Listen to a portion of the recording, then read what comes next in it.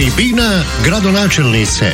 Gostovanja gradskih čelnika u eteru Radio Samobora svakog četvrtka od 10 sati i 5 minuta.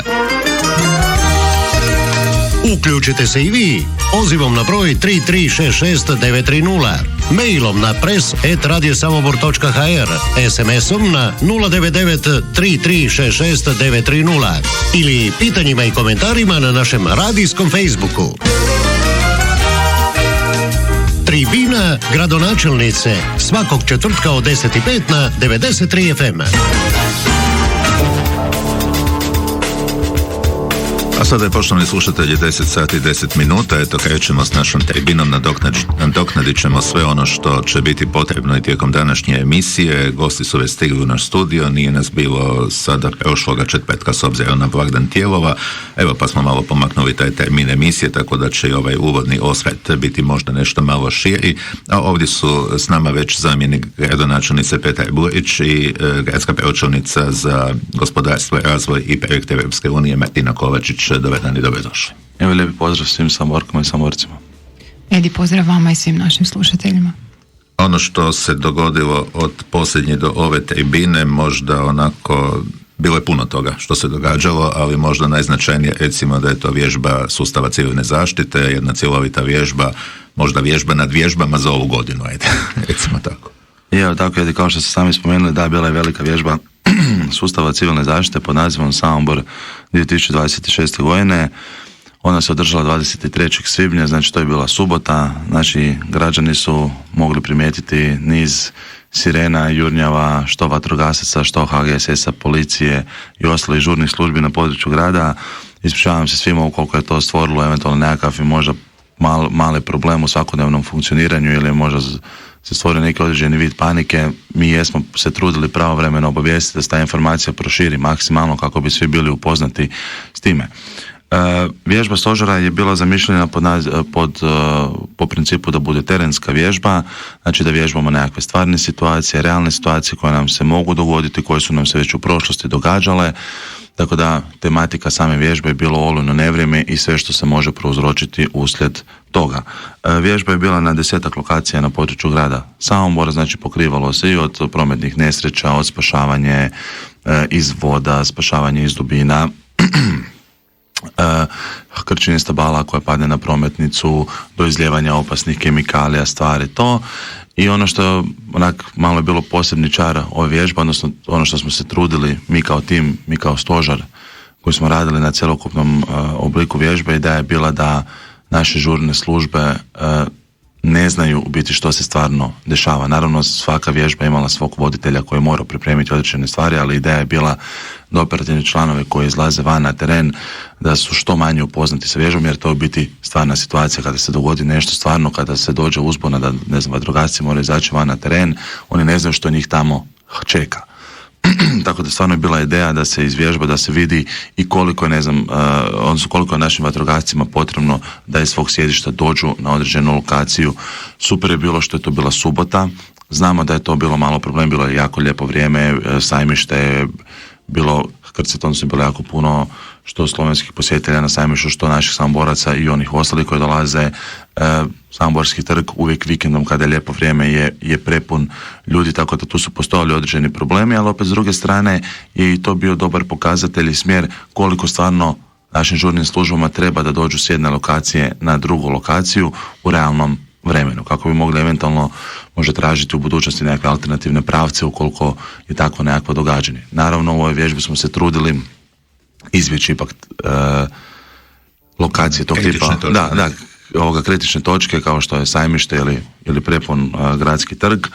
Ali evo, ono što bi se želio ovdje zahvaliti svima koji su sudjelovali, a stvarno vježba je bila impozantnog tipa i karaktera i po broju sudionika, znači imali smo 162 sudionika, znači u ljudskom obliku, imali smo 55 vozila, 2 plovila i jednog podržnog psa. Podržni pas je znači iz HGSS-ovog tima za traženje nestalih osoba.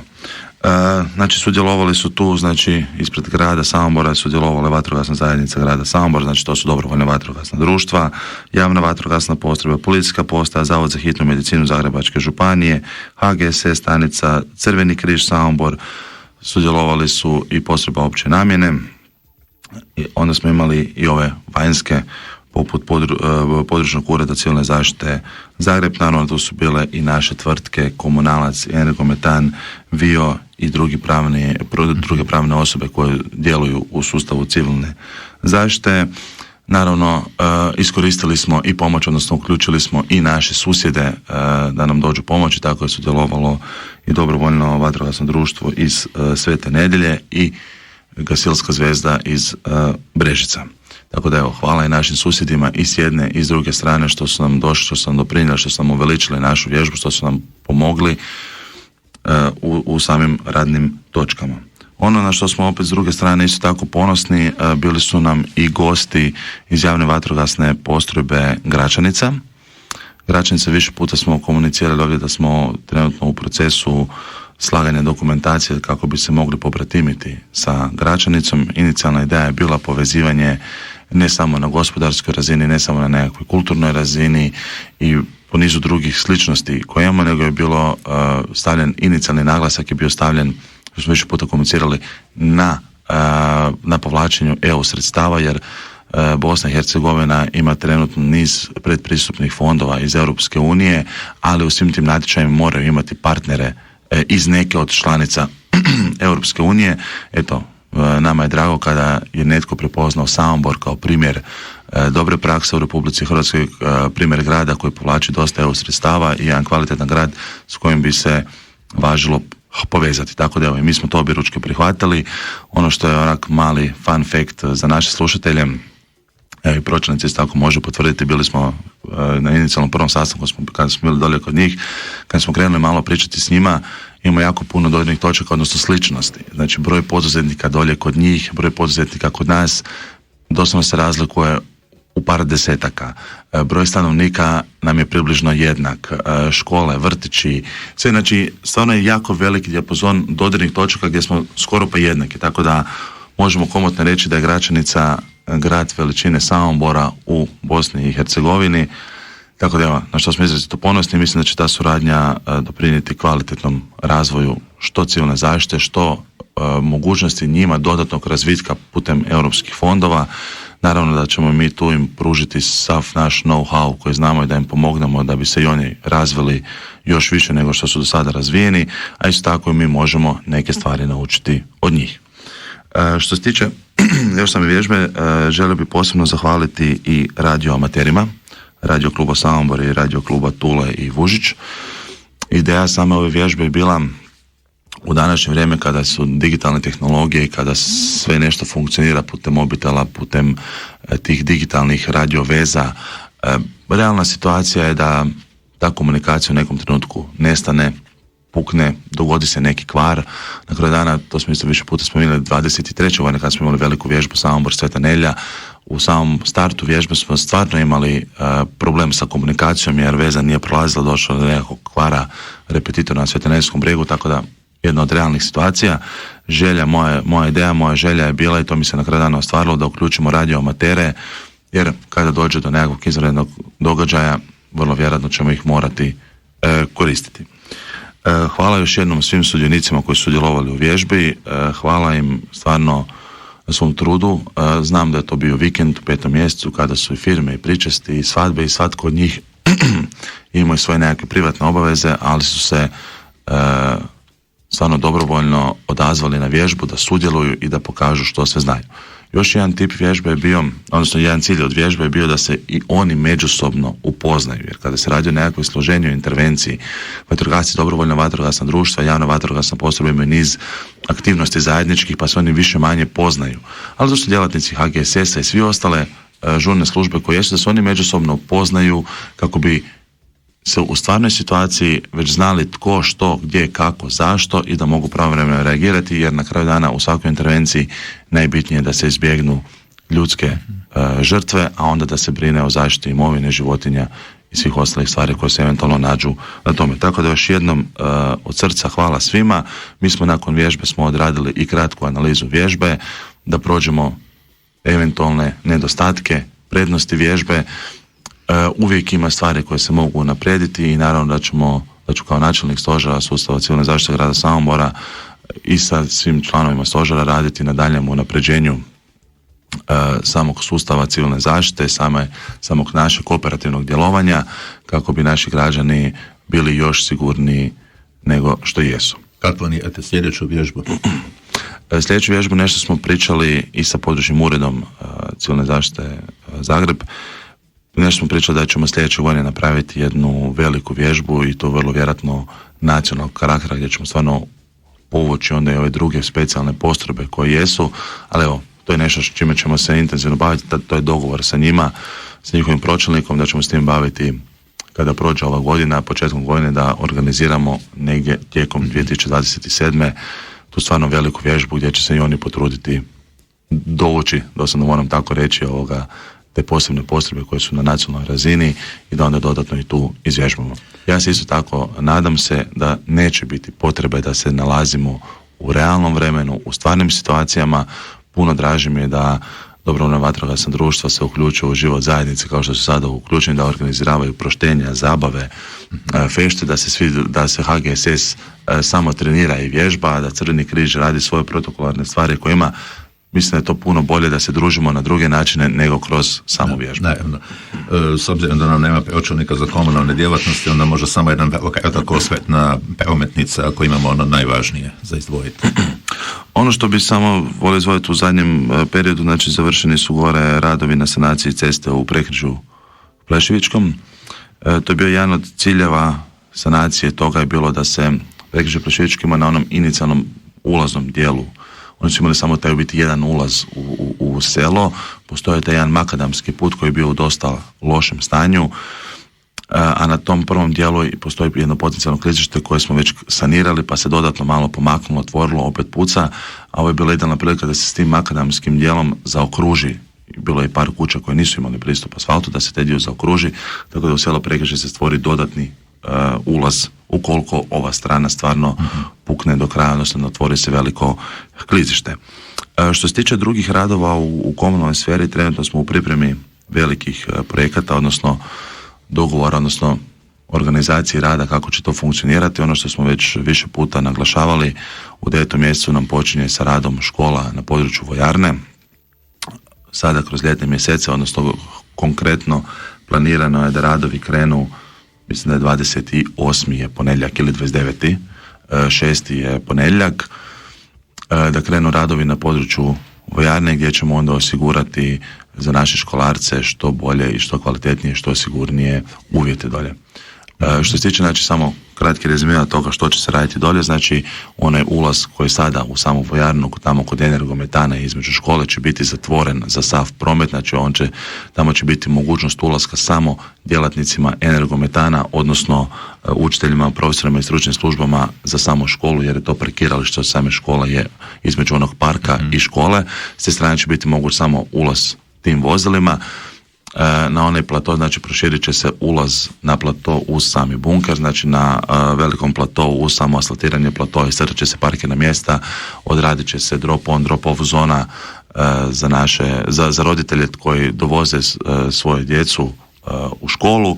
Ispred same škole će onaj dio biti zatvoren, bit će pješački dio i naravno ulica koja se proteže dalje uz dječji vrtić će biti jednosmjerna, odnosno tamo će biti dodatni vid bočnih parkirnih mjesta, tako da u tom području će biti veliki broj parkirnih mjesta za sva događanja u školi, u bunkeru, u vrtiću, na cijelom području vojarne. Kad počinju ti radovi? 29.6. u ponedjeljak kreću radovi. Cilj je da to mora biti gotovo sada kroz ljeto, odnosno do početka školske godine ti radovi moraju biti završeni.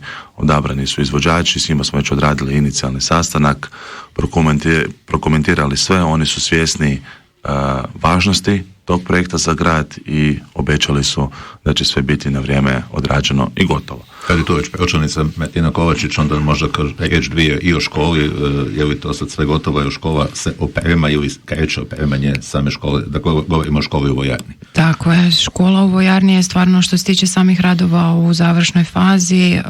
Priprema je za prijavu tehničkog pregleda.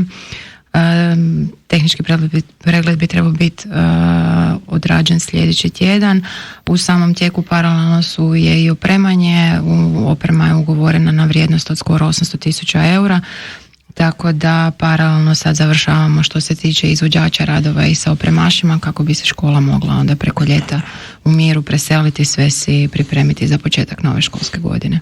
Da, znači nekakav plan ideja je bila, znači po završetku tehničkog pregleda, ishođenju sve te papirologije koju moramo imati, znači mi nakon toga moramo dobiti još i finalnu potvrdu Ministarstva obrazovanja, tako da idemo i prema njima, ali će se u tom periodu omogućiti i učiteljima i profesorima i stručnim službama iz osnovne škole Bogumila Tonija koji će djelovati na području nove škole da si uspiju preseliti svoje ormare, kabinete i sve ostale popratne sadržaje koji su njima potrebni za samu nastavu. Škola Bregana i sportska dvorana? Škola Bregana i sportska dvorana je u malo naprednijoj fazi. Tu nam je opremanjem praktički u završnoj fazi, tehnički pregled nam je odrađen i upravo smo u ovoj fazi prikupljanja završne dokumentacije te čekanja pregleda od ministarstva kako bi se dobila dozvola za rad i bilo bi sve spremno za početak školske godine. Također tamo je naglasila bi da nam je oprema vrijednosti skoro 300.000 eura, tako da stvarno sve kad se to pogleda su stvarno značajni iznosi što se tiče samog ulaganja u školstvo. Ono što smo isto tako već komunicirali na prijašnjim tribinama i bilo je samih upita slušatelja, ravnatelji škola će pravovremeno obavijestiti i roditelje svih učenika na koje se to utječe, ali naravno osnovna škola Milana Langa u Bregani i osnovna škola Bogumila Tonija od 9. mjeseca će znači u svojim matičnim objektima biti u jednoj smjeni. A vrtić Perivoj radi punom parom sada? Vrtić Perivoj da radi punom parom, to je vrtić koji smo otvorili u 5. mjesecu i stvarno mislim da smo svi ponosni na taj vrtić samim izgledom kako je ispao na samom kraju. Projekt koji je ukupne vrijednosti skoro 4 milijuna eura, od toga smo preko 1 milijun eura dobili bespovratnih sredstava. Htjela bih istaknuti stvarno da najteži, najizazovniji i možda najslađi dio je bio samo ovaj vizual na fasadi vrtića. Naime, svi su upoznati sa 3D vizualizacijom samog vrtića od početka gdje je bila ilustracija koja je bila nalik dječjem crtežu i s obzirom na sami naziv vrtića mi u gradu, znači gradonačelnica, društvene djelatnosti, moj upravni odjel zajedno sa projektanticom nastavno na naziv vrtića, htjeli smo da sve bude nešto vezano za Samobor i dosta smo imali izazov vezano za samu ilustraciju koje likove odabrati i na kraju mislim da je to stvarno ispalo impresivno i da su svi očarani sa samim izgledom vrtića. Htjela bi stvarno i naglasiti i zahvaliti svim stanarima u ulici Janka Draškovića na strpljenju koje su imali za vrijeme izvođenja radova i stvarno mislim da smo na kraju svi zajedno ostvarili nešto jako, jako lijepo. I sad još da pitam da se vrati malo na škola Rude, škola Samobor. Evo, ja ću samo kratko ono što smo više puta rekli, znači za sve te škole smo dobili bespovratna sredstva, naravno to je i područna škola cjeline. Škola Rude, evo pročelnica može malo detaljnije, ali radovi idu svojom dinamikom za sada. Što se tiče škole Samobor i škole u cjelinama, tu smo u završnim kontrolama samog troškovnika kako bi prionuli ka raspisivanju javne nabave za odabir izvođača. Da, ja bi samo istaknula se tehničkog karaktera, u principu osnovnu školu Rude kad završimo sljedeću godinu imat ćemo 6 dodatnih novih učionica, radovi idu tek sukladno terminskom planu, tako da se nadamo da će to i dalje tako sve biti. Izazovno je tu s obzirom na trenutno stanje u školi, s obzirom da je ravnatelj morao sve učenike iseliti na područne, to jest na zasebne lokacije, te stvarno se nadamo da će to što prije biti završeno kako bi i dalje onda učenici imali adekvatne prostore za boravak. Što se tiče osnovne škole Samobor, samom dogradnjom imat ćemo dodatnih 16 učionica, također projektom je obuhvaćeno uređenje vanjskog okoliša, a što se tiče područne škole cjeline imat ćemo novih 9 učionica, jednodjelnu dvoranu i također uključeno nam je uređenje okoliša, također i centralna kuhinja u samom područnom objektu. I sada ćemo, kada smo već kod škola, kod učenika, učenica, preći na ono što je pred nama, jedan dinamičan vikend, prepun, ne samo prepun događanja, ali krenimo od današnjeg dana, evo odmah negdje nakon ove tribine za sat i pol, bit će prijem za one ponajbolje učenike, učenice, studente u Centru za mlade Bunker. Je, tako je, Edi, kao što sami spomenuli, danas u 2 12:30 u Centru za mlade Bunker imamo znači, primanje učenika i njihovih mentora. Znači to su učenici osnovnih i srednjih škola, a ovaj puta nisu studenti, nego samo učenici osnovnih i srednjih škola. Nisu studenti. Da, i njihovi mentori koji su u tekućoj školskoj godini ostvarili impresivne rezultate na državnim natjecanjima i smotrama.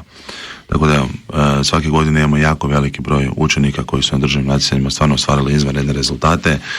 Hvala njima, hvala njihovim roditeljima koji su im podrška, hvala njihovim mentorima što su ih inicijalno okupili, zainteresirali za određeno područje na kojem su ostvarili rezultate, a onda kasnije na svom trudu i radu koji su uložili da ti njihovi učenici budu najbolji.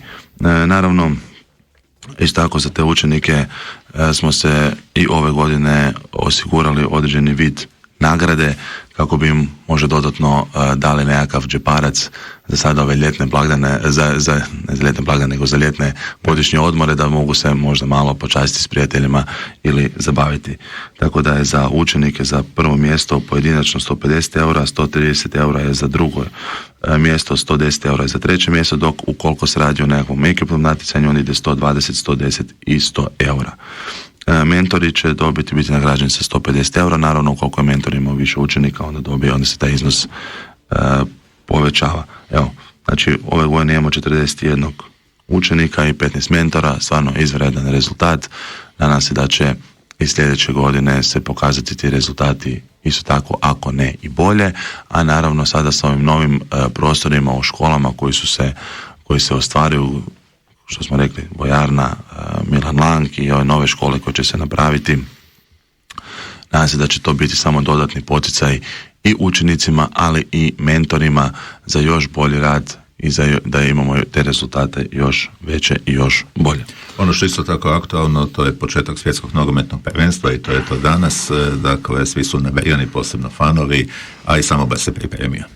Je, tako, evo, bilo je dosta upita i bilo što ćemo sa radnim vremenom.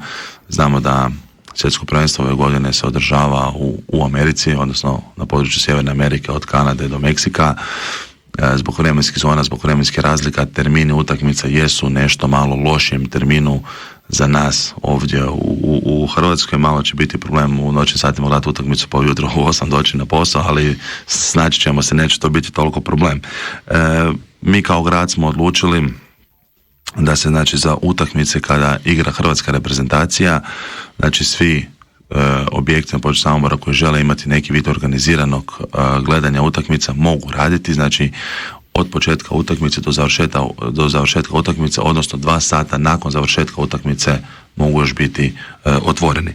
Tako da to je konkretno za utakmice Republike Hrvatske u skupinama, znači 17. lipnja restorani, kafići mogu raditi do 2 sata, u srijedu 24. lipnja mogu raditi do 5 sati ujutro i u subotu 27. lipnja mogu raditi do 3 sata. Naravno, znači ne treba već doma zapravo u 5, pa onda tako, nego samo da.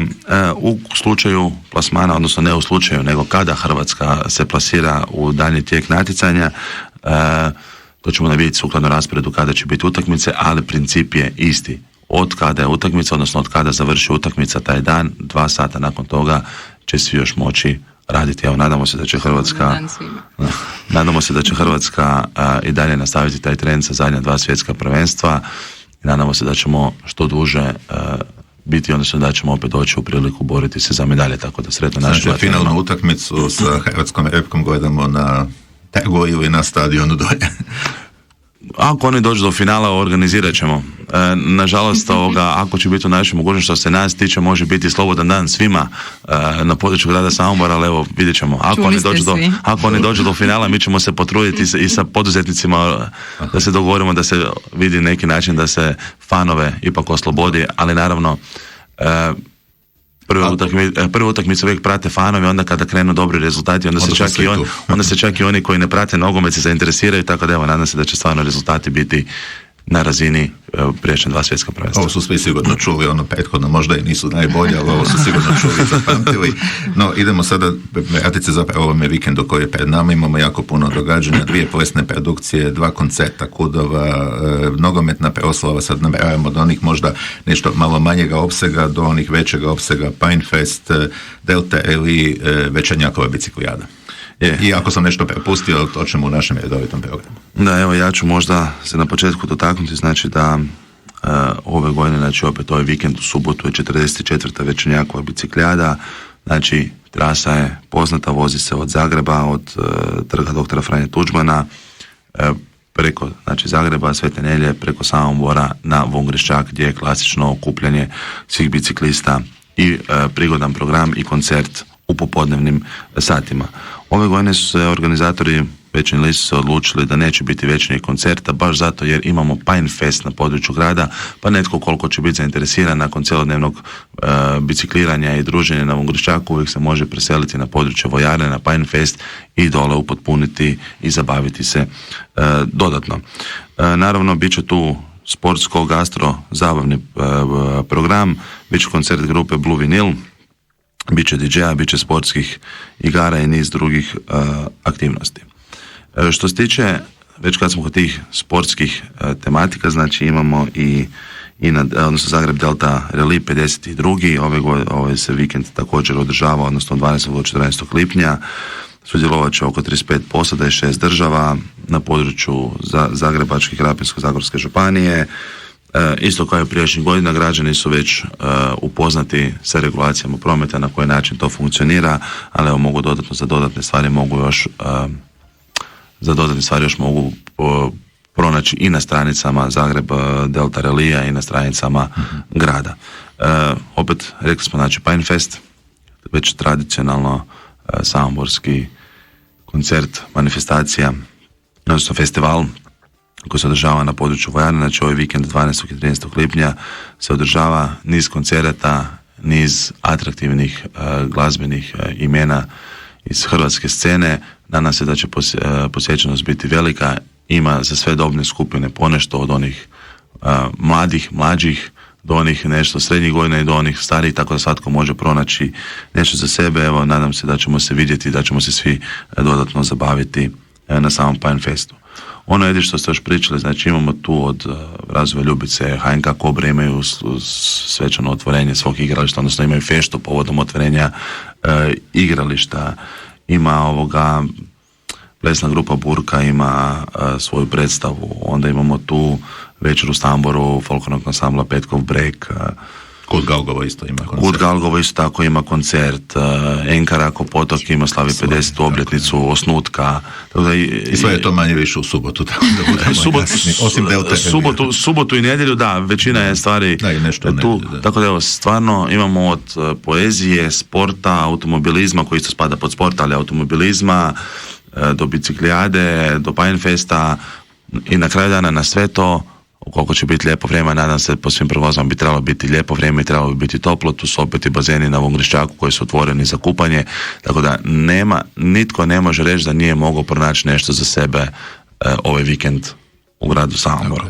Što se bazena tiče, eto, prognoza je tamo negdje u nedjelju da će ponovno biti 30 stupnjeva, evo, moći će se otići na bazene, a prije nego što ponovno ustupimo riječ Martini Kovačić, pročelnici, vezano možda uz vaše javne pozive, natječaj, potpore i tome slično, možda samo da kažemo, da podsjetimo zapravo da je u tijeku, da je i dalje otvoren natječaj za prijavljivanje kandidata za dodjelu gradskih priznanja. Je tako, znači i ove godine kao i prijašnjih godina grad Samobor je raspisao natječaj za dodjelu javnih priznanja grada Samobora, znači to su istaknuti građani koji su se u protekloj godini iskazali po nečemu ili netko ko već dugi niz godina radi na unapređenju života, kvalitete, da li sportskih udruga, da li udruga u kulturi, socijali, nebitno, na bilo koji drugi način je doprinio prepoznatljivosti, vizuri grada po nekakvom trudu, dijelu i zalaganju.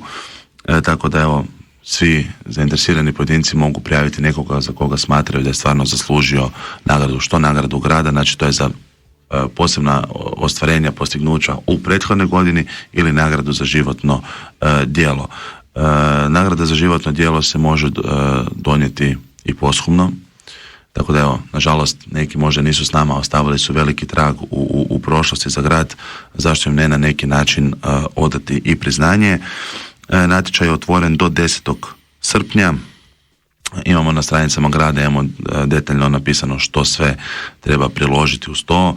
Evo ono što bi stvarno molio, prijašnjih godine smo imali, neću reći problema, određenih izazova, određene udruge su na 1 A4 format, ne znam, samo su nam stavili linkove gdje se nešto piše o nekome. Ipak molimo da se to malo detaljnije razradi kako bi samom povjerenstvu bilo puno lakše proučiti same materijale, vidjeti i da se stvarno onda nagrade oni koji su to najviše zaslužili. Naravno, svi koji su se prijavili, ne možemo reći da nitko od njih ne zaslužuje nagradu, svi oni zaslužuju nagradu, ali moramo ipak u određenom trenutku svih prijava odabrati najbolje od najboljih. Tako da evo, neka si svi poprate mreže stranice grada, do 10. srpnja su otvorene prijave, pa eto. A sad idemo na potpore u gospodarstvu prije svega, je tako? Tako je, gospode, u gospodarstvu htjela bi se dotaknuti na dva javna poziva koja su nam u principu završila, ali bih htjela istaknuti svakako, s obzirom da će biti i drugi krug, naša nova mjera za poduzetnike početnike. To je poziv koji je završen prošli tjedan u petak. Prvi krug, naglašavam, drugi krug će biti u zadnjem kvartalu ove godine. To je naša nova mjera za poduzetnike početnike, odnosno za obrte ili to je trgovačka društva koja nisu registrirana duže od 3 godine i minimalni iznos ulaganja je 1500 eura, te se potpora dodjeljujemo u iznosu maksimalno, znači 90%, odnosno 2500 eura. Htjela bi naglasiti da u stvari, s obzirom da je prošli tjedan poziv završen, trenutno nam je u tijeku bodovanje svih pristiglih ponuda, prijava odnosno, i mogu istaknuti stvarno zadovoljstvo s obzirom na broj prijava, s obzirom da nam je to prva nova mjera u ovoj godini i očekujemo u drugom krugu značajan broj prijava. Što se tiče samih prihvatljivih troškova, istaknula bi da je to nabava opreme, alata, strojeva i mjernih i kontrolnih uređaja za obavljanje osnovnih djelatnosti, preuređenje i nadogradnju strojeva i opreme u cilju prilagodbe novim poslovima, unutrašnje uređenje poslovnog prostora, nabava uredskog i radnog namještaja, promocija i marketinške aktivnosti, edukacija, stručno osposobljavanje vlasnika, zaposlenika u svrhu unapređenja znanja te certificiranje proizvoda. Stvarno bi voljela naglasiti ovu mjeru. Imate, znači, svi naši sugrađani imaju cijelo ljeto u principu da ovaj poziv i dalje si prouče, pripreme si materijale za zadnji kvartal godine kako bi se mogli aplicirati na poziv.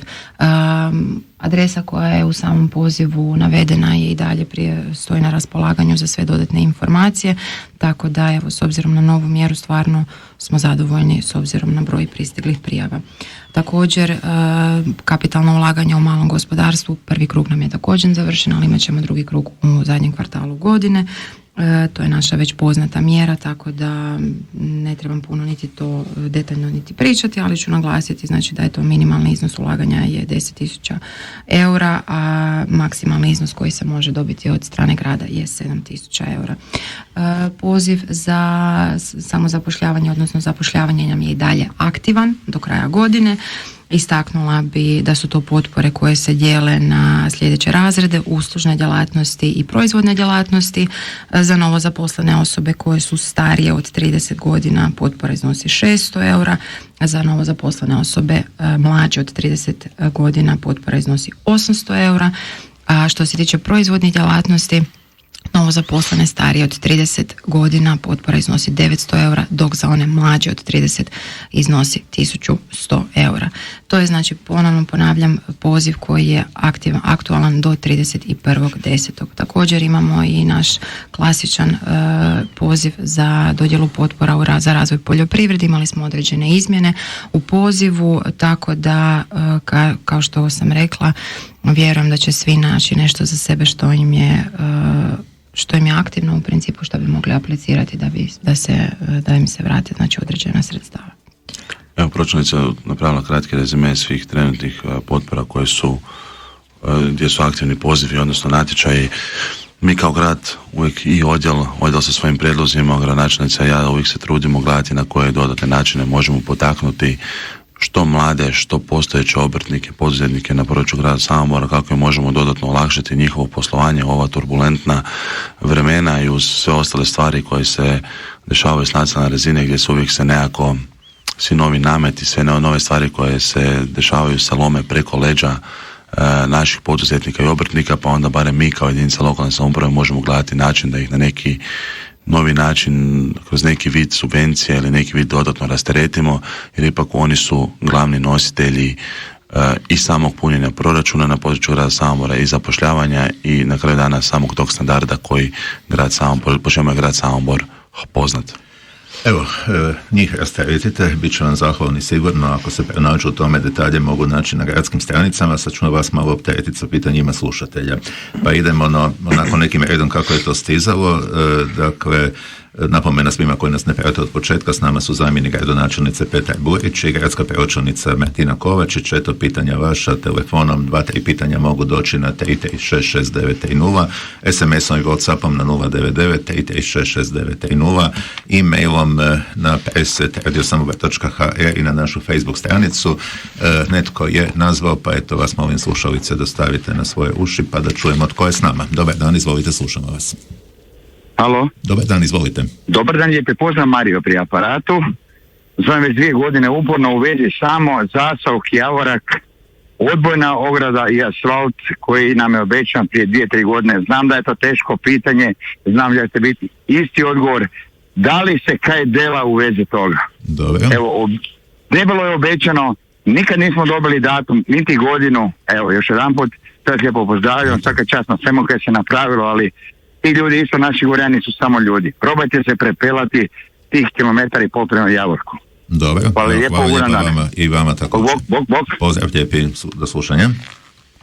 Lijepi pozdrav slušatelju i svim stanovnicima Javorka. Znam, na svakoj tribini komuniciramo to. Mislim, odgovor je isti. Mi radimo na tome. Nažalost, neke stvari ne idu toliko brzo. Ono što mogu reći, mi nikada ništa ne obećamo, ali kažemo da ćemo se potruditi maksimalno da se stvari odrade. Tako da nitko nije zaboravio na Javorek, nitko nije zaboravio na neki vid mjesta na području grada Samobora. Općenito znamo od komentara, joj, mi smo građani drugog reda. Ne, niste.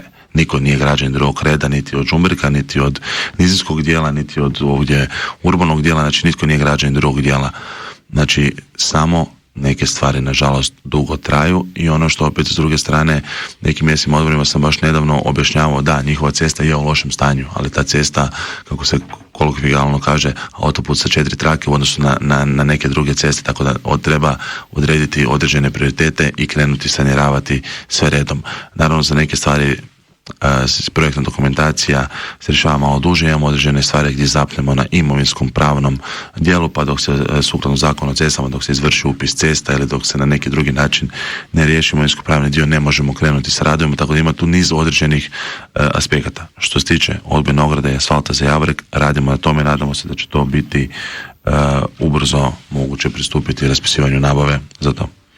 Pitanje slušatelja, ponovljeno jedno pitanje, kada će biti postavljeni davno najavljeni radari za kontrolu brzine u Samoboru i Bregani. Ja mogu samo dodati da ste vi poslali odgovor i slušatelju da je u tijeku javna nabava koju provodi Ministarstvo unutarnjih poslova.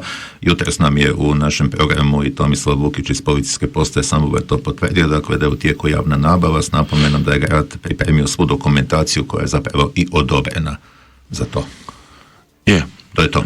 Istina je, da. Znači mi smo inicijalno je bila ideja da mi kao grad nabavljamo, pa tu su se stvorili određene poteškoće, odnosno izazovi sa ravnateljstvom policije i oko nabavke tih kamera, tako da smo onda, oni sami su vam rekli, pa zašto niste došli da mi nabavljamo kamere? Rekao, mogli ste nam to reći prije, mi bi vrlo rado osigurali u proračunu novce da vi nabavite kamere, tako da smo se za taj model odlučili. Znači mi smo jedan od niza gradova ovdje iz okolice koji žele nabavljati radarske kamere, tako da oni su nas uvrstili u popis. Znači 18 kućišta, 5 kamera kao što smo oni inicijalno pričali, to su bile inicijalno dogovorene lokacije.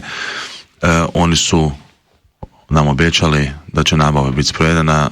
Nadamo se da neće imati problema u sklopu javne nabave, određenih žalbi ili drugih stvari koje se mogu dogoditi, pa da bi te kamere trebale biti do kraja godine riješene i postavljene. Mi paralelno s time rješavamo još ovaj dio, završavamo oko, za svih tih 18 lokacija moramo osigurati priključak struje, tako da te stvari mi kontinuirano radimo, pripremu da kada kamere dođu, odnosno kućišta i kamere kada dođu da se mogu samo postaviti. Evo, nadam se da će ravnateljstvo MUP-a imati što bezbolniji zadatak tu i da će se ta nabava što prije završiti kako bi se kamere postavile. Naravno, imamo jako puno upita što je sa nekim drugim novim lokacijama koje nisu obuhvaćene ovih inicijalnih 18. Prikupljamo želje jednostavno prikupljamo želje za lokacije koje jesu. Kada prikupimo ponovno određeni broj želja mjesnih odbora građana za određene lokacije, sješćemo sa načelnicom i djelatnicima policijske postaje Samobora i proći s njima opet da vidimo koje lokacije su stvarno opravdane po njima, za koje smatraju da možda ne mogu zadovoljavati određene... Za neke postoje tehnički uvjeti, je li tako? Da, postoje tehnički uvjeti, tako da nije moguće na svaku lokaciju postaviti kameru baš zbog tehničkih nekih uvjeta, ali to je opet na kraju dana prepuštamo struci da nam oni sami kažu gdje ima smisla, gdje nema smisla, gdje možemo, gdje ne možemo. Pitanje slušateljice vezano uz onečišćenje vode Mali, Veliki, Lipovec i Gregorić Breg. Mi smo taj upit poslali i Zavodu za javno zdravstvo Zagrebačke županije, a nju zanima gdje se mogu vidjeti službena izvješća nalazi, od kojeg je datuma evidentirano onečišćenje i koje je trenutno stanje i što se poduzima po tom pitanju i zašto im nisu dostupne cisterne pitke vode. Što se tiče, znači, nalazi se mogu vidjeti na stranicama Hrvatskog zavoda za javno zdravstvo, odnosno Zavoda za javno zdravstvo Zagrebačke županije. Što se tiče svih mjera koje mi kao grad radimo, znači mi postupamo sukladno zakonu i sukladno protokolima o takvim situacijama. Imamo zaduženu tvrtku koja je zadužena za kontrolu takvih vodovoda, odnosno za sanaciju ukoliko dođe do nekakvih onečišćenja. Najčešće do sada, mislim, Bogu hvala, smo imali situaciju da uslijed velikih kiša dođe do zamočenja vode, pa se onda i nalazi pokažu malo lošima. Nadam se da neće biti stvarno negdje neki drugi primjer da je stvarno ušla nekakva bakterija ili nešto u same vodovode, ali mi kao grad radimo sukladno protokolu i u suradnji sa Zavodom za javno zdravstvo da se ti problemi otklone što prije. Dobro, i sad čitam sljedeći upit slušateljice na zamolbu da se pročita u cijelosti, a odnosi se na njezin upit, odnosno e-mail poslan 7. svibnja vezan uz cestu Gavrovica, Koretić, Mlin i Jelenići, koja se, kako kaže, kako je tada rekla pod službenom definicijom, još uvijek vodi kao cesta, iako bi realni naziv bio poligon za testiranje ovjesa i tome slično. A sljedeći upit je ovakav. U svom odgovoru utvrdili ste da je Ministarstvo zaštite okoliša zelene tranzicije zabranilo navoženje predmetne makadamske ceste. Budući da mi takvo obrazloženje nije držalo vodu, kontaktirala sam i Park prirode te samo ministarstvo. Od ministarstva sam dobila sljedeći odgovor. Zavod za zaštitu okoliša i prirode provjerio je sve planove i zahvate za koje je izdalo mišljenje, te nije pronašao nešto što bi se moglo dovesti u vezu sa navedenom prometnicom, a predmetna dionica makadamske ceste prolazi uz retenciju Koretići, za koje su provedeni POU, to bi bila procjena uvjeta, procjena utjecaja na okoliš. Da, tako je. I GO, to bi trebalo biti plan gospodarenja otpadom ili tako nešto, ne znam točno slično, no u rješenju ne nalazimo zabranu popravka makadama kao jedno od predloženih mjera.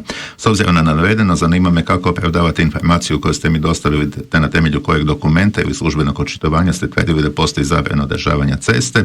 Ako ministarstvo koje navodite kao razlog neodržavanja prometnice izričito potvrđuje da takva zabrana ne postoji, smatram da građani imaju pravo znati zašto im se dostavljaju netočne informacije, tko za njih snosi odgovornost, i molim da ovaj put odgovorite konkretno i dostavite dokumentaciju na koju se pozivate umjesto paušalnih tvrdnji koje se očito ne podudaraju sa službenim očitovanjem nadležnog tijela.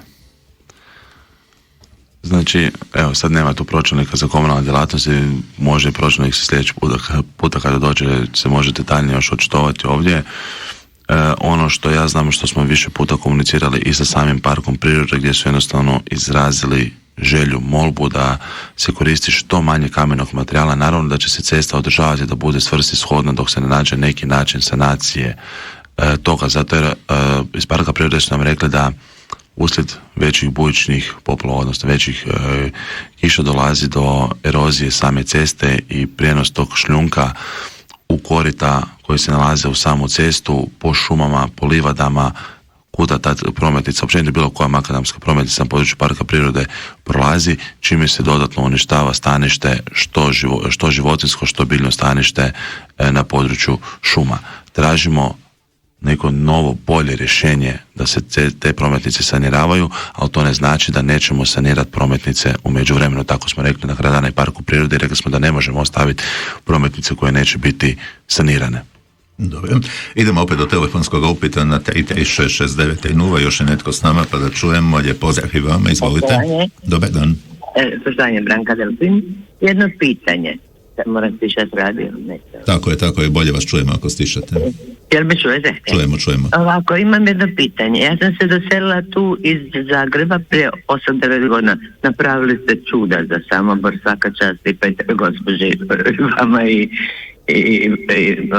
gradonačelnici. Ja sam se doselila u Luk Samoborski i prekrasno mi je, to je Bistrica 31. Ali recimo dole je Studenac, onaj dućan i onaj Vuglec kafić. Ona ulica Zveslava, mislim, kako se zove, znate, lepo ste to napravili. Međutim, kak je promet ogroman, tamo autobusi, djeca iz škole, dućani, ljudi iz dućana, taj prelaz pješački je katastrofalan, da uću malu Jazbinu, recimo.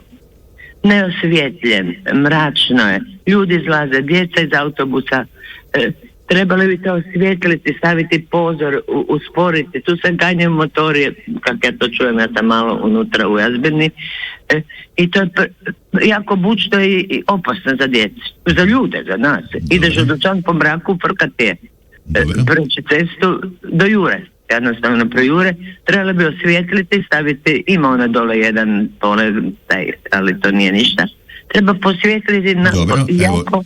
Razumjeli smo, dobro, imate li... I još jedno, to sam se odmah prije 8 godina pitala, zašto nešto ne izmislite za taj ulaz te dječice koje idu iz škole po toj Jazbini, maloj Jazbini gore, oni hodaju po travi, po cesti, jure tamo auti, mislim, opasno prelaz, evo, da vas ne zadržavam, čestitam vam, vi ste savršeni. I uživam da sam došla u Sabor, prekrasno je tu. Ajde, sve najljepše vam želim i dalje. Hvala lijepa i vama. Evo čućemo još jedan, hvala lijepa slušateljici, odgovor evo slijede, samo da čujemo još jednog slušatelja i slušateljicu koji su s nama. Dobar dan i vama, izvolite. Dobar dan. Dobar dan, izvolite, slušamo vas. Ovako, imam par pitanja za gospodina Burića. Ovako, išla sam nedugo preko Rakovice na Galgovo, strašno kako izgleda naša Dugava. Tamo kod one kapelice, čini da je Sveti Josip, tamo su užasne kakva je cesta. Mislim, čula sam da ste vi iz Molvica, pa bilo bi zgodno da se to popravi. Onda sam prolazila isto iz Cerja, sam išla prema Kotarima gore. Tamo je jedno ulegnuće da je to prestrašno, skoro mi je kotač opao iz auta, pa gospođa Violeta putuje onuda, to sam isto čula da ona gore živi. Zar ona to ne vidi, ona je voditelj na cestama. Imam još jedno pitanje, na Cerju obećali ste popraviti ceste su one sporedne, strašno. Dobro, to je to. Imam još pitanje, zašto kamioni idu preko trga, a kad se to ne može zaustaviti, mislim, stavi se kazna njima i valjda više neće prolaziti, jer to ne možeš proći preko trga koliko kamioni prolaze. Sad neki dan smo bili tamo na trgu, to je šleper je išao preko trga, mislim, alo, o čem pričam? Evo, to je pitanje već više puta postavljeno. Da, mislim, kad to ne možete riješiti, ne možete staviti policajca da on kazne piše tamo, kad nema samo policijsku postaju. Ima, samo nije u nadležnosti grada, nego države, ali evo, sad ćete dobiti odgovor. Evo, slušajte nas preko rade, hvala lijepa vama. Čujemo se idući četvrtak, može, hvala. Može, čujemo se, hvala lijepa i vama. Evo ćemo krenuti od ovog posljednjeg sada pitanja, pa se onda vratiti na prethodnu slušateljicu. Može, evo ja sam lijepo, slušateljica se lijepo informirala od kuda sve znam, slažem se. Što se tiče Dugave, da, veliki teren u oku cjelokupnog onog gore, mogu komotno reći, mog kraja i svi oni koji prometuju tuda.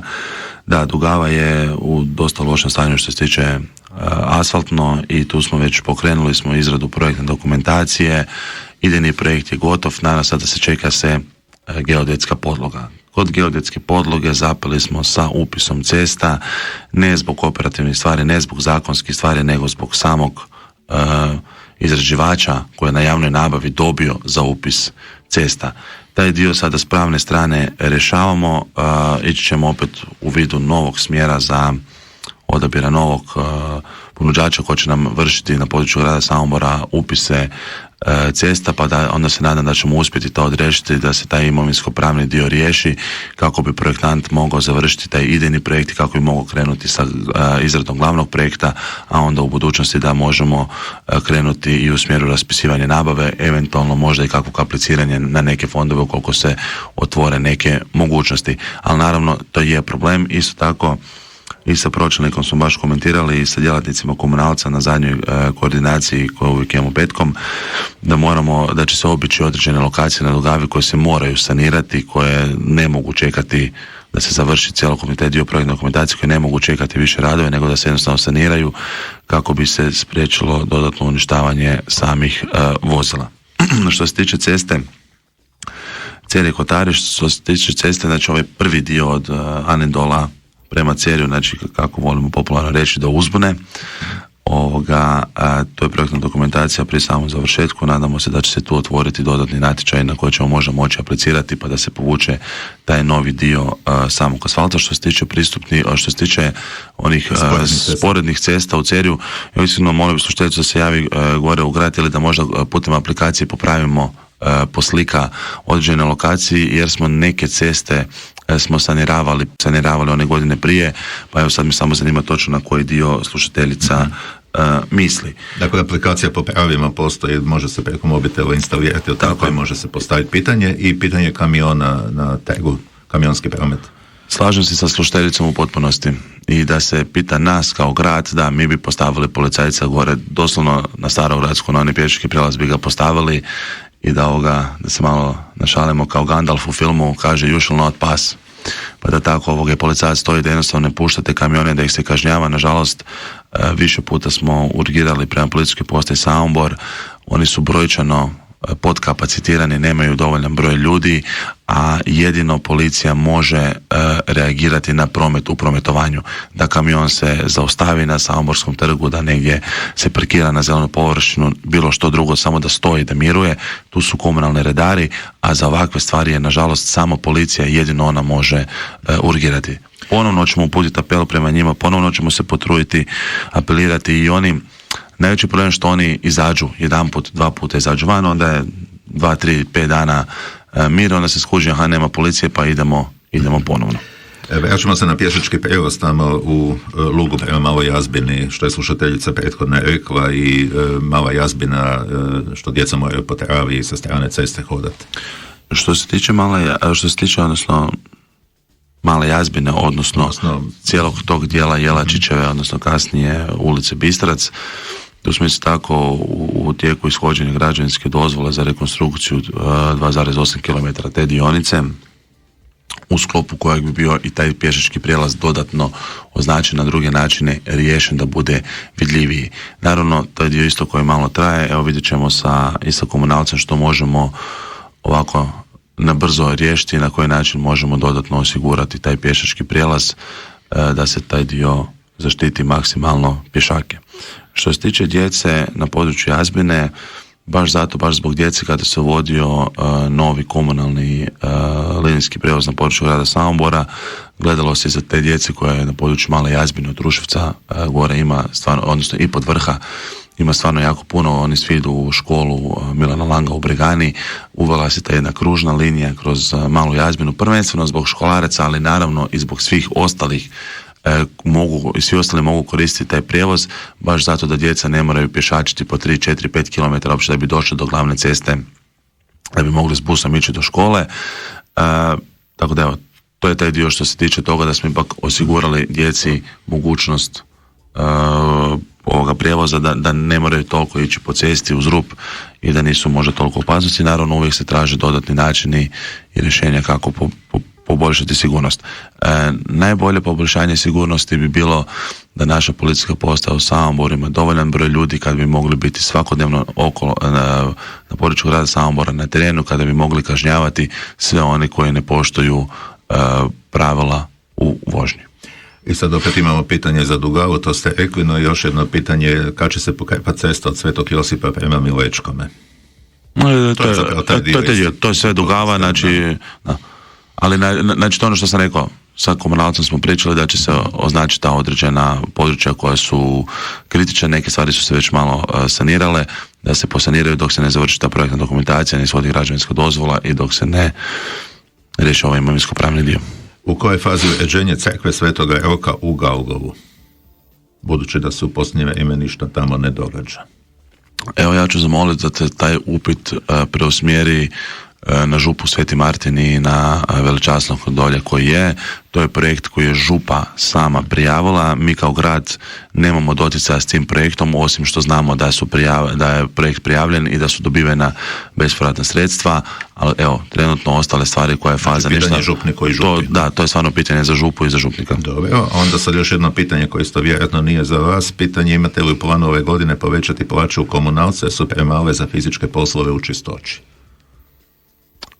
Mi kontinuirano gledamo da se poboljšaju materijalni uvjeti i da se poboljšaju plaće svim, znači ne samo djelatnicima u komunalcu, nego svim djelatnicima u gradu i u gradskim ustanovama sukladno mogućnostima, sukladno svim ostalim stvarima koje se trebaju zadovoljiti. Naravno da uvijek gledamo u tom smjeru da se plaće povećaju. Pa tako ćemo gledati i dalje u tom smjeru i nadamo se da će biti mogućnosti da se to ostvari već i u ovoj godini. Evo idemo do posljednjeg upita telefonom i onda su nam ostali još 3 upita Whatsappom. Evo slušamo još nekoga. Dobar dan, izvolite.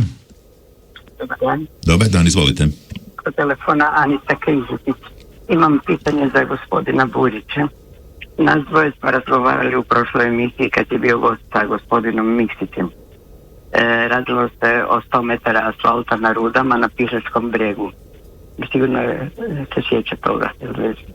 Traje to dugo, to traje već 3 godine, bit će na proljeće, pa onda fali novaca, onda će biti na jesen, pa opet proljeće i jesen, sad je to već 3. godina, a gospodin Mišić je bio gore, ima troškovnik je dao napraviti i kaže sad bi tu trebalo samo predat komunalcu da izvede to. Ali htjela bi čuti gospodina Buljića, rekao mi je ono u prošloj emisiji, sad ovo ljeto nema novaca, kaj to znači ovo ljeto ili uopće ne dolazimo u obzir? Dobro, evo hvala lijepo vama na vašem uključenju, lijepan pozdrav, evo slušamo odgovor. Nije da nema novaca, djelatnici komunalci su sad ipak veći prioritet im je bio stavljen na provođenje nabave za vojarnu i sad koordinacija rada općenito oko te vojarne i da se taj dio odradi. Isto tako aplicirali smo na fondove za cestu na Kravljaku, za natječaj za brdsko-planinska područja, prijavili smo cestu za Kravljak, tako da je tu bilo potrebno sprovesti nabavu i cjelokupni taj dio, tako da određeni fokus djelatnika u komunalcu je otišao na taj dio. Nije da se ovo neće odraditi, odradit će se, evo molim slušateljicu neka se još malo strpi, ali znači odradit će se i taj dio. Pitanje za vas, prijašnjih godina bio je natječaj koji je iznjedrio izvrsne projekte, natječaj za mlade, posjećenost koncerata i tako. Lipanj je na sredini, natječaj u tom ni traga, nisu to bila neka velika sredstva, 40.000 eura za cijeli natječaj. Samo trenutak, zar je moguće da grad neće imati taj natječaj koji podržava rad mladih ove godine? Molim konkretan odgovor. Evo, natječaj će biti neka slušatelj ili slušateljica kroz sljedećih 2 tjedna prati stranice grada pa će dobiti više informacija, ali natječaj ide. Dobro, sljedeće pitanje, mjesni odbor Smerovišća. U zadnjih 5 godina ništa se nije napravilo, nikakvi radovi niti popravci na području mjesnog odbora, pa me zanima kad će se krenuti raditi nešto po tom pitanju u Smerovišću, da li taj mjesni odbor nije isto dio grada i zavređuje da se nešto napravi. Bilo je napravljenih stvari, samo kratka digresija. Najveći problem što mnogi mjesni odbori, odnosno građani koji žive u tim mjesnim odborima, stvari koje su bile napravljene prije 2-3 godine, to se sve zaboravi kao da se nikada ništa nije napravilo. Svaki mjesni odbor je dobio barem nešto, ali ok.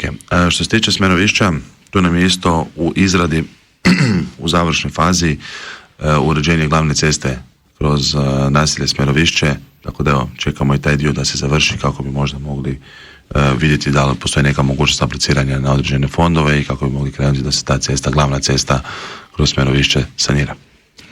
Završena je geodetska izmjera Rakovice. Što je sa Sljemenskom ulicom u Kladju? Zašto i dalje ulica koju stanovnici koriste preko 100 godina dijelom u privatnom vlasništvu, iako je po zakonu trebala biti javna cesta? Ako je Beljak to propustio odraditi, nećete valjda i vi zažmiriti na to?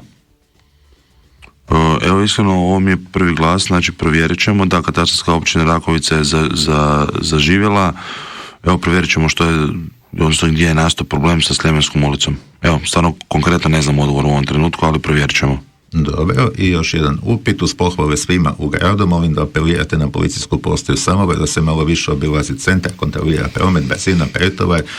To je ovo pitanje koje smo zapravo već imali. Vidljivo je da u zadnje vrijeme su ljudi se oslobodili, nema represije, parkiraju gdje god i kako stignu, 2 do 3 najprometnije ulice u Samoboru, pa čak i na livadi kod dvorca Varne. Čovjek bi rekao da se namjerno to dozvoljava, molim potvrditi da to nije tako.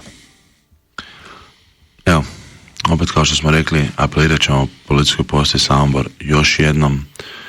Oni se stvarno trude maksimalno i nama izaći u susret i imamo stvarno dobru suradnju, ali brojčano ih fali. Opet ono što sam više puta komunicirao, policijska postaja na Visu i policijska postaja u Samoboru, a Samoborska policijska postaja pokriva i Samobor i Svetu Nedjelju, su iste kategorije, gdje je jedan Vis od Samobora i Svete Nedjelje zajedno. Ali eto. Dobro, eto, time smo iscrpili upite slušatelja. Ako smo nešto prepustili s vaše strane, eto, prilika još koja minuta ili koja sekunda da kroz to prođemo, a ako nismo, idemo... Samo bi se možda želio nadovezati. Iskreno čudno mi da nije bilo danas pitanje za poštu u Svetom Martinu, ali ok, u zadnje vrijeme je bilo dosta upita i prema vama, Edi, znam da bilo smo komunikacije, bilo je dosta upita i prema vama i prema nama što se pošta u Svetom Martinu. Nažalost, mi kao grad ne možemo tu utjecati na samu organizaciju rada same pošte, ali naravno da smo se potrudili stupiti s njima u kontakt i stupili smo s njima u kontakt i da ćemo napraviti sve što je u našoj moći da se ta pošta zadrži u Svetom Martinu. Naravno, najveći problem je nastao kada je vlasnica objekta gdje se pošta nalazila rekla pošti da im je raskida ugovor, odnosno da se moraju iseliti van iz pošte. Pošta je rekla da oni biti privremeno zatvaraju tu lokaciju jer nemaju gdje za biti. Mi kao grad, mi smo im još 23. smo im nudili prostoriju u sklopu društvenog doma u Svetom Martinu, tada nisu bili pretjerano zainteresirani za taj dio, a sada su izrazili želju da bi im se ta opcija činila kao jedna od izglednih opcija, tako da sutra kroz jutarnje sate čekamo njih da nam točno jave kada bi trebali doći u obilazak tih prostorija.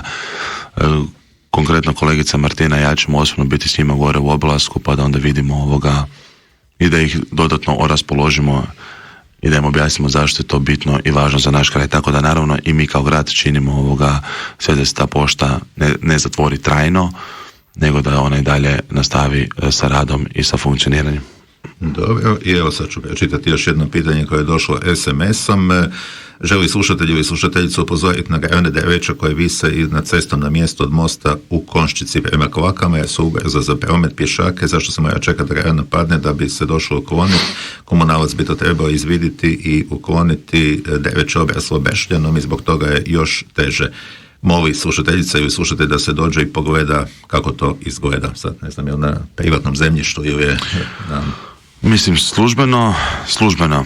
Sve šume sa strane su privatne. Svako grana koja visi sa privatnog na javno bi trebali vlasnici tih parcela ukloniti. Nažalost, to najčešće nije situacija i onda se u nekom trenutku kada se određene stvari uoče, trgovačko društvo Komunalac to sanira. Najčešće temeljita čišćenja puteva i prohodnosti se radi definitivno prije same zimske službe, kada kooperanti dobe nalog od komunalca da svatko odbiđe svoju trasu i da jednostavno procijeni da li bi nešto trebalo poklaštriti i očistiti, ali uputit ćemo službe komunalca na teren pa da stvarno procijene kolika je opasnosti i što treba napraviti. I to bi bilo to, ispunili smo puni sat i još minutu, 2 nakon toga. Gotova je ova tribina gradonačelnice. Hvala lijepa svima koji ste se uključili svojim pitanjima, sudjelovali u emisiji. Hvala lijepa naravno gostima Martini Kovačić, pročelnici Upravnog odjela za gospodarstvo, razvoj i projekte Europske unije i zamjeniku gradonačelnice Petru Buriću. Evo, hvala vama i lijepi pozdrav svima. Hvala vama i lijepi pozdrav svima. Evo, s vama su bili poštovani slušatelji Neven Šupljika u tonskoj realizaciji. Ja sam Edi Kiršenhojter, budite i dalje s nama na našoj frekvenciji. Tribina gradonačelnice. Gostovanja gradskih čelnika u eteru Radio Samobora svakog četvrtka od 10 sati i 5 minuta. Uključite se i vi pozivom na broj 3366930, mailom na press@radiosamobor.hr, SMS-om na 099 3366930 ili pitanjima i komentarima na našem radijskom Facebooku. Tribina gradonačelnice svakog četvrtka od 10:05 na 93 FM.